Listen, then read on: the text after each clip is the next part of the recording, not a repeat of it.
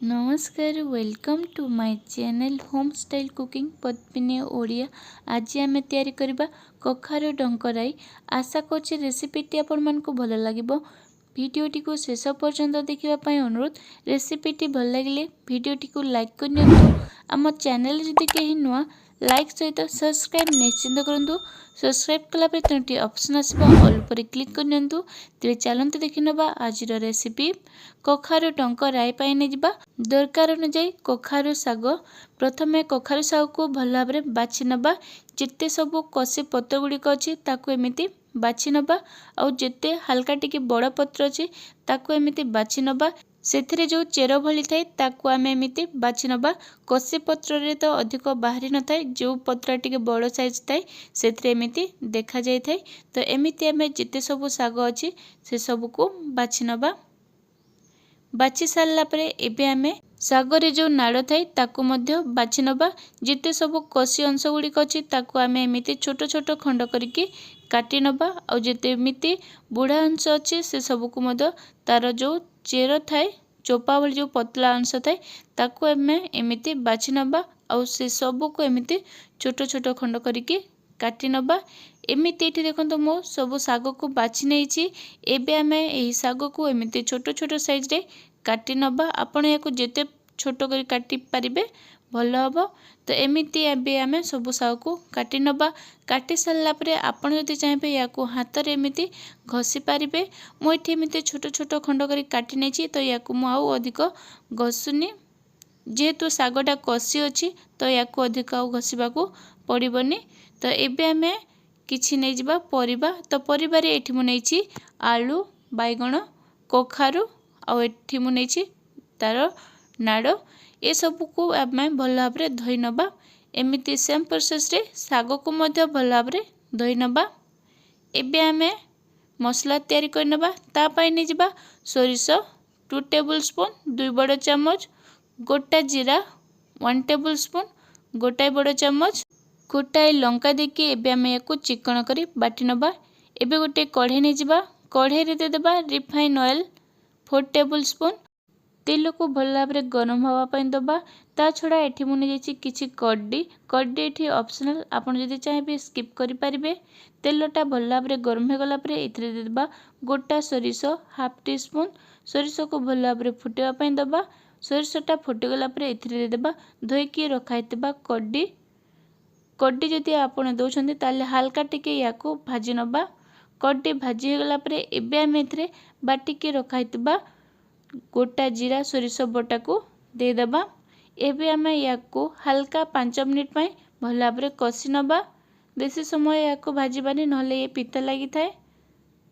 मसलाटा भाजी हे गला परे एथिरे दे देबा हल्दी पाउडर हाफ टी स्पून। आपण केते परिमाण रे शाग निछन्ते से हिसाब रे मसला गुडी को ऐड करि परिबे।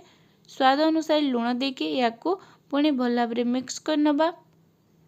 किछि समय पर एबे एठी देखंतु मसलाटा भल भाव रे भाजी हो जाइछि।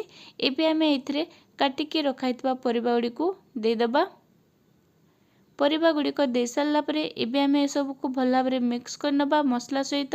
एबे एठी देखंतु मसला जेहेतु सुखिला अछि तो एमिति थिले परिबा गुडी को सिझी पारिबनी। तो सेहि पई एथिरे दे देबा गोटे कप जेतिके पानी। एबे आमे ए सब को भल भाव रे मिक्स कर नबा। आ सिझिबा पई याको आमे कवर कर नबा। किछि समय पर याको आमे चेक कर नबा। आ याको आमे पुणी आउ थरे ओलटाई नबा। परिबा गुडी को अल्प सिझी गला परे एबे आमे एथिरे काटी के रखाइतबा कखारू शाग को दे देबा। एबे आमे ए सब को भल भाव रे मिक्स कर नबा जेमिति शागटा सॉफ्ट हो जिवो। शीघ्र सिया पई मो एठी आपन को गुटे टिप्स कहबी। तो एबे एठी याको आमे हल्का शाग को सिझे नबा। किछि समय पर याको आमे पुणी ओलटाई नबा। आ एठी देखंतु एथिरे अल्प टिके पानी बाहरी आसीछि। एही समय रे आमे गोटे प्रेशर कुकर ने जिबा। आपणक पाखरे जदि समय नाही, समय बहुत कम अछि, आउ जदि शाग खरडा जल्दी दरकार अछि ताले आपण एमिति करि परिबे। प्रथमे गोटे प्रेशर कुकर ने जिबा। प्रेशर कुकर रे जेते बेले हल्का परिबा गुडी को सिझी जिवो सेही समय रे आमे शाग को देकी याको कवर कर नबा। एथिरे पानी देबानी। एमिति सुखिला रे याको लो फ्लेम रे 2 रु 3 टी हुइसला आसिया पर्यंत याको आमे सिझे नबा। दुईटी हुइसिल आसिया परे याकु आमे काढ़ी नबा। और एबे गोटे कढ़ाई निजिबा। कढ़ाई रे देदेबा रिफाइन ऑयल 2 टीस्पून। तेलटा गरम हो गला परे एबे आमे इतरे अल्प टिके सोरिष पके नबा। आगरु सोरिष देइतिले तो सेइथि पई एही समय रे अल्प सोरिष नबा टिके भल बास्ना आनिबा पई। ता छणा नेजिबा फुल बड़ी। मु एठी फुल बड़ी अछि तो नेछि। आपण यदि चाहेबे या जगह रे कखारु बड़ी मध्ये नै पारिबे। राग अनुसार आपण लंका मध्ये देई पारिबे। एबे आमे एही बड़ी को लो फ्लेम रे हल्का भाजी नबा।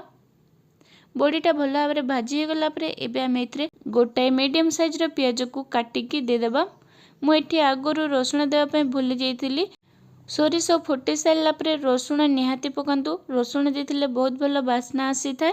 तो एबे एठी मु रसुण देकी अल्प टिके तेल देकी हल्का रसुण को एमिति भाजी नबा। जेते बेले रसुणटा टिके सॉफ्ट हो जिवो एबे आमे ए सब को मिसेकी पुणी पियाज को सॉफ्ट होवा पर्यंत भल भाव में भाजी नबा। तेबे दर्शक बंधु रेसिपीटी भल लागुथिले भिडियोटी को लाइक करनियंतु। आम चैनल जदि के नुआ लाइक सहित सब्सक्राइब निश्चिंत करंतु। सब्सक्राइब कला परे तीनोटी ऑप्शन आसीबो ऑल ऊपर क्लिक करनियंतु जहा द्वारा कि नुआ नुआ रेसिपी नोटिफिकेशन गुड़िक आपण मन ठार प्रथमे पहुंची परिबो। एबे एठी देखंतु प्याजटा भल भाव में भाजी गला परे एबे एथिरे आमे सिजेकी रखाइतबा साग को दे देबा। एबे आमे जदि सागरे पानी अंशटा अछि ताकू भल भाव में खडी नबा जेमिति सागरु पानीटा सुखी जिवो। और किछि समय परे एबे एठी देखंतु सागरु पानीटा पूरापूरी भाव में सुखी जाइछि। एबे एठी हमरो साग खड़ा रेडी हो जाइछि। एमिति कखारु डंकराई तैयारी करंतु। भात पखाल सहित एंजॉय करंतु। रेसिपी भल लागितले लाइक सहित सब्सक्राइब निश्चिंत करंतु। धन्यवाद। जय जगन्नाथ।